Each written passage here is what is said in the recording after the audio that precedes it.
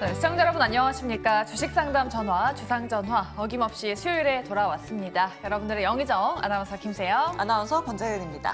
네, 오늘 시장은 다행히 빨간불을 켰습니다. 이번 주 하락에 대한 반작용일까요? 코스피는 1% 넘게까지 올랐고 네. 코스닥도 역시나 1.13% 상승하면서 잘 마무리가 된 것 같죠. 그러니까요. 외국인 현선물 순매수가 강하게 들어오면서 오늘 양대 지수 모두 강력한 상승세 보여줬는데요.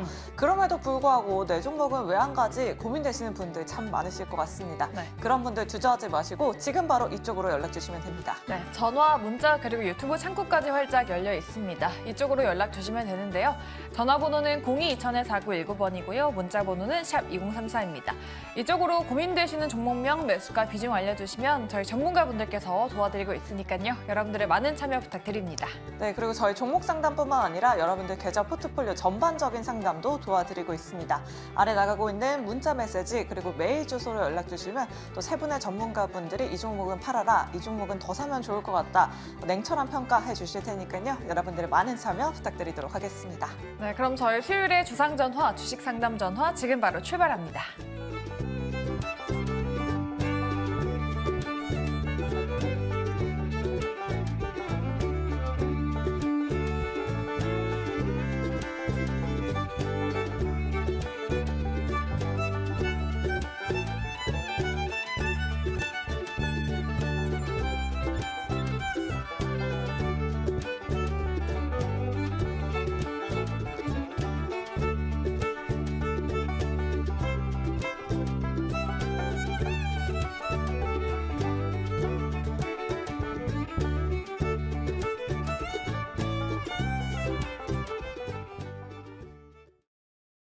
네, 시장의 핫 이슈를 파헤쳐보는 하루장터 시간입니다. 오늘은 이 세 분과 함께하도록 할게요. 김태정 본부장, 김시은 팀장, 이성웅 이사님 나와주셨습니다. 세 분 안녕하십니까? 네, 안녕하세요. 네, 오늘도 세 분과 다양한 이야기 나누어 보도록 할 텐데요. 저희가 두 가지 이슈 준비해봤습니다. 첫 번째는 바로 이겁니다. 네, 10년을 공들였던 애플카, 애플이 개발을 포기했다라고 합니다. 이 애플이 전기차 시장을 떠난다는 것은 업계가 정말 어렵다라는 것을 보여주는 것 같은데요. 이 관련주로 LG전자, LG이노텍, 현우산업 등등이 있는데 딱히 주가 움직임은 없었던 그런 하루였습니다. 과연 자율주행 전기차 시장이 정말 안 좋은 건지 세 분의 전문가 의견 통해서 바로 들어보도록 하겠습니다. 세 분 팻말 준비되셨으면 바로 들어주시죠. 의견이 나뉘어졌네요. 중립, 부정, 그리고 긍정 들어주셨는데 그러면은 이성웅 이사님께 한번 여쭤보도록 할게요. 일단 애플이 떠났다, 10년간 공들였는데 떠났다라는 것은 좀 정말 안 좋지 않나라고 생각이 들었는데 그건 또 아닌가 봐요. 애플카를 포기한 부분은 기존의 그 대형 언어 모델 페럿을 공개를 했었어요. 그 공개를 할 때 여기에서 뭐 자율주행과 관련된 부분의 내용은 우리가 특정 제품이라든지 물체를 인식을 시켰을 때 다른 언어 모델 같은 경우는 뭐 이게 하나의 기계다라고 하면은 이 기계는 어떤 용도로 쓰인다라는 점을 내비쳤는데 애플의 페럿 같은 경우는 이 기계가 중심 부품은 어떤 것이고 이 부품 같은 경우는 어떤 효율을 발생을 한다라고 해서 한 차원 더 나아간 그런 모델을 선보였었어요. 그리고 나서 시장에서의 기대 같은 경우는 이 부분을 자율주행과 연관해서 쓰이는 퍼포먼스를 내지 않을까라고 했는데 우선 애플 같은 경우는 이 부분을 AI에 집중하기 위해 우선은 자율주행 같은 경우는 미뤄둔 것으로 예상이 됩니다. 그렇다 보니까 이 부분에 대해서 대세 같은 경우는 지장이 없다라는 생각이 들고요. 그다음에 자율주행 같은 경우에 활성화는 선행에서 필요한 부분이 5G 이상의 통신 상태, 그다음에 여기에 대해서 물체 인식이라든지 그런 부분이 조금 더 나아가야 하는데 여기에 대한 기술력은 크게 이상은 없습니다. 그렇다 보니까 애플이라는 시장 참여자 같은 경우가 멘트로는 여기에 대해서 좀 아웃을 했다라고 했지만은 아마 페럿의 언어 모델 같은 경우를 좀 더 개발을 시켜서 AI 중심으로 나아갔다가 그다음에 자율주행군까지 함께 나올 것으로 보여요. 이 부분은 직접적으로 애플이 하는 게 아니라 페럿을 중심으로 해서 나머지 차량업체와 협업도 가능하기 때문에 여기에서 자율주행 부분은 끝나지 않은 부분이라는 말씀을 드릴 수 있겠습니다. 자율주행 시장 자체는 성장성에 의문이 없다라고 말씀하셨는데 그러면 김태성 본부장님께 한번 여쭤보도록 할게요. 네. 이 테슬라의 일론 머스크 CEO가 애플카 개발 철수 소식을 되게 반겼다고 합니다. 그러면은 테슬라가 반사 이익을 기대해봐도 될지 뭐 관련주들의 반사 수혜가 좀 있게 될까요? 일단 공교롭게도 서로 윈윈 전략이 된 것 같습니다. 사실 이제 장 중에 나온 것이 아니라 이제 장 마감 이후에 이제 이런 뉴스가 나왔는데 시간에 의해서 애플도 오르고 테슬라도 이제 같이 움직이는 모습을 좀 보였기 때문에 아무래도 이제 이번 뉴스에 따라서 애플은 애플대로 본인들의 이제 확고한 어떤 아이덴티티를 다시 한번 좀 찾을 수 있는, 그리고 이제 테슬라 같은 경우에는 다소 이제 경쟁 이 사가 조금은 이제 힘이 감소했다라는 부분에 대해서 반대 급부로 좀 움직일 수 있는, 수혜를 받을 수 있는 그런 모멘텀으로 작용할 가능성이 높긴 한데요. 일단 이 뉴스의 힘이 저는 장기적으로 좀 나올 것이다라고 보지는 않습니다. 그러니까 이제 일시적인 이제 변동성을 주긴 하겠습니다만, 일단 저는 조금은 더 길게 좀 생각해 봐야 될 부분이, 지금 애플의 애플카에 대한 부분 뭐 포기했다라고는 하지만 저도 앞서 이제 대표님께서 이야기하셨다시피 100% 이제 다 정리한 것이 아니기 때문에 시대의 흐름에 따라 지금 집중할 것에 집중을 먼저 하고 그 이후에 다시 이제 또 자율주행에 대한 모멘텀들은 역시나 여전히 좀 살아 있을 가능성이 높기 때문에 저는 일단 단기적으로의 이제 수급은 체크를 해야 되나, 길게 봤을 때 어떤 너무 부정적으로 생각하실 필요는 없지 않겠는가라는 의견 드려보도록 하겠습니다. 네. 그럼 마지막으로 김시은 팀장님은 부정팻말을 들어주셨는데 그러면 자율주행 전기차 시장 자체의 성장성에 대해서 약간 의문을 좀 가지시는 걸까요? 네, 우선 앞서 좀 말씀드린 것처럼 장기적인 성장성에 대한 기대감은 나와주고 있긴 하지만 단기적으로 지금 뭐 자율주행 쪽에서 드라이브를 걸 만한 그런 요소가 없다는 점에서 X 의견을 드린 것이고요. 아무래도 지금 테슬라 같은 경우에도 지금 가장 주요 체크되는 요소가 테슬라인데 테슬라도 FSD 진행이 잘 안 되고 있습니다. 물론 관련했을 때 이야기가 계속해서 나와주고 있긴 하나 다만 지금 관련했을 때 뭐 기술력에 대한 부분도 살짝은 의구심이 있는 상황. 앞으로 계속해서 기술 개발에 대한 내용이 더 나와줘야 하고 지금 자율주행 레벨 자체가 2에서 3단계이다 보니까 앞으로 더 우리가 정말 원하는 자율주행을 만들기 위해서 레벨 5가 되어야 하는데 그때까지는 현실화가 되기까지는 시간이 상당 기간 오래 걸린다는 점을 보면은 여전히 자율주행 같은 경우에는 시간이 조금 더 오래 걸린다. 다만 관련했을 때 자율주행에 대한 긍정적인 요소를 보게 된다면 저는 관련주를 보게 됐을 때 우리나라 종목군 말고 테슬라를 보는 게 더 맞지 않을까 이렇게 의견 드려보도록 하겠습니다. 예, 알겠습니다. 오늘 나왔던 애플카 관련 이슈에 대해서 세 분과 함께 자세하게 알아봤고요. 저희 두 번째 이슈로 넘어가 보도록 할까요? 네, 두 번째는 2차 전지 짚어보도록 하겠습니다. 매도로 일관했던 국민연금이 최근에 2차 전지를 많이 담고 있다고 하죠. 뭐 슬슬 2차 전지에 대한 부정적인 시선이 거치는 듯 보이고 있습니다. 과연 2차 전지가 추세적인 상승을 이어갈 수 있을지 세 분의 팻말 통해서 먼저 한번 들어보도록 하겠습니다. 팻말 바로 들어주시죠. 긍정 두 분, 팀장님은 중립을 들어주셨습니다. 이사님 긍정을 들어주셨는데 2차 전지 지금 담아봐도 괜찮습니까?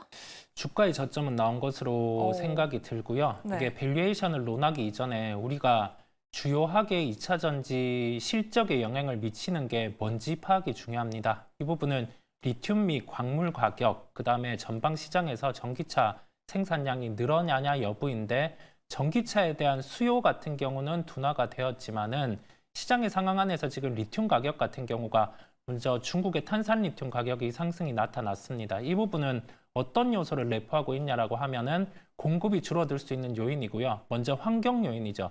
폐기물 가격 같은 경우가 상승을 하게 되면서 리튬 업체 같은 경우는 원재료를 통해서 이 부분을 가공을 하는 단계 안에서 폐기물 가격이 훨씬 높음에 따라서 우선은 가동을 중단했습니다. 그리고 나서 호주의 광산업체 같은 경우가 리튬에 대한 생산량을 작년 대비해서 20% 줄인다고 했습니다. 이 부분은 감산이라는 용어로 통칭이 될 수 있습니다. 그러면 반도체 업종이랑 비교를 해봅니다. 작년에 D램, 낸드 같은 경우가 공급 과잉으로 인해서 우리가 SK 하이닉스라든지 삼성전자가 적자가 발생하는 구조였어요. 그러면서 일반적인 감산을 단행을 하면서 여기에서 주가가 먼저 선행해서 반등이 나오기 시작을 했습니다. 그러면 다시 리튬으로 돌아와 봤을 때 중국의 전기차 생산량과 중국의 리튬 생산량 같은 경우를 월별로 비교를 해보면 11월에 한 5% 정도 차이가 났었어요. 이제 이 부분이 2월에서 3월에 역전 현상이 나타나게 되는 데이터입니다. 그랬을 때 한 분기 정도 시타를 두고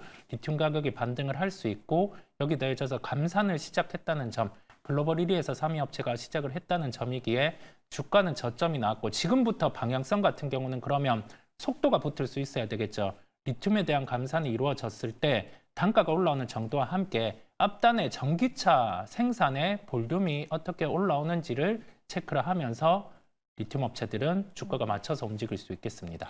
그러니까 말씀하신 대로 니켈이나 리튬 같은 주요 광물의 가격이 좀 하락을 이제는 멈추고 바닥을 찍은 것 같습니다.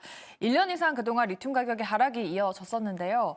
이제는 좀 반등이 이어지게 된다면은 소재 업체들의 실적도 좀 개선되지 않을까 그런 기대감이 나오는데 우리 김태성 본부장님, 오늘 전액 종목들은 좀 약세를 보였잖아요. 뭐 엠캠 같은 종목들. 그럼 이제 양극재 업체들로 좀 순환매가 돌게 될까요?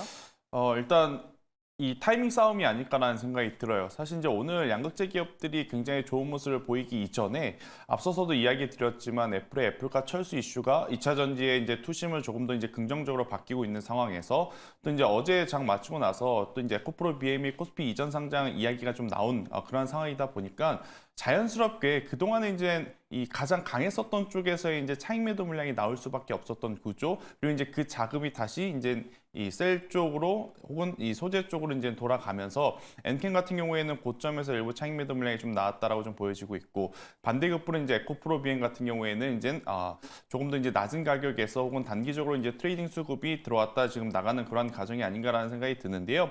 일단 저는 당분간은 오늘 이제 강한 모습을 좀 보였고 윗꼬리가 좀 달리긴 했습니다만 소재 쪽을 보시는 게 맞지 않을까라는 생각이 들어요. 결국 지금 2차 전지의 키워드는 원자재 가격의 회복이고 원자재 가격의 회복을 통해서 지난 4분기까지 실적 부진은 모든 투자자분들이 감내할 수 있는 상황입니다.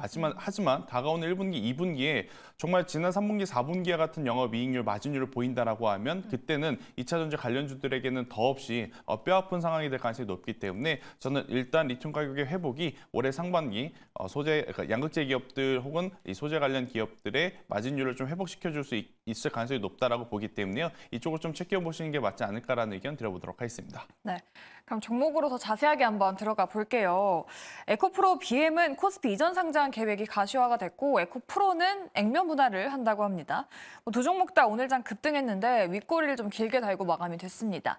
우리 김시은 팀장님은 중립팻말을 들어주셨는데 그러면 이러한 소식들이 좀 단기 모멘텀은 되지만 중장기적으로는 약간은 좀 걸린다 이런 의견이실까요? 일단 제가 중립 의견을 든 이유는 좀 종목마다 좀 차별화 장세가 펼쳐지지 않을까라는 싶어서 중립 의견을 드렸던 거고요. 에코프로 비행 같은 경우는 좀 개별적인 이슈로 봐야 합니다. 에코프로 그룹주 실적 발표한 이후에 에코프로 같은 경우에 액면 분할에 대한 내용들, 그리고 에코프로 비행 같은 경우는 코스피 이전 상장에 대한 이야기가 먼저 나왔습니다.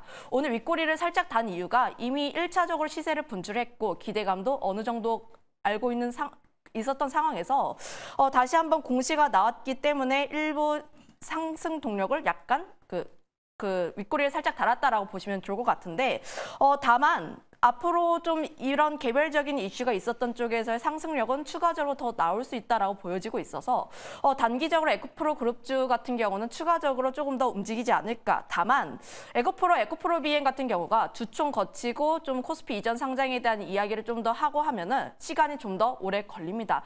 이런 점들을 조금 더 감안을 했을 때 에코프로 그룹주가 여전히 투자 심리가 견고하게 나와주게 된다면 상반기 같은 경우도 2차 전지 내 투자 심리도 좀 긍정적인 영향을 펼칠 수가 있으나 사실 전기차 업황 그렇게까지 좋지만 않은 상황입니다. 리튬 같은 경우도 좀 전기차에 대한 수요가 폭발적으로 늘어서라기보다는 공급단에서의 제한된 이슈이다 보니 관련했을 때 리튬이라든지 원자재 가격 같은 경우도 추세적으로 상승을 하는지 여부를 조금 더 체크해볼 필요가 있지 않을까 이렇게 정리하겠습니다. 네, 이렇게 2차 전지까지 오늘의 시장의 핵심 이슈 알아봤는데요. 시장은 상승하지만 내 종목은 왜 안 가나 걱정되시는 분들 정말 많으실 것 같습니다. 그럴 때 저희한테 연락 주시면 되는데요.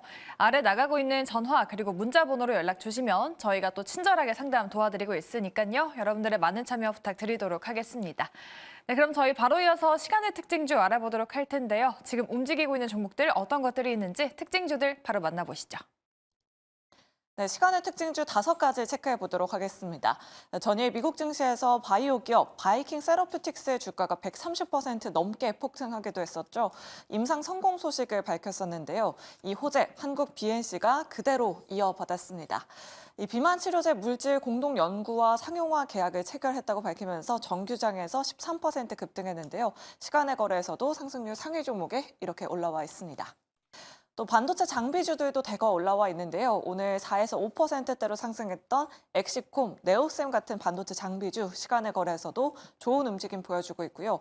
또 코리아 FT 같은 경우에는 16일에 52주 신고가 기록한 후에 밀렸는데 오늘 하락세를 끊고 3%대로 다시 반등했습니다. 시간의 거래에서도 강한 움직임 보여주고 있습니다.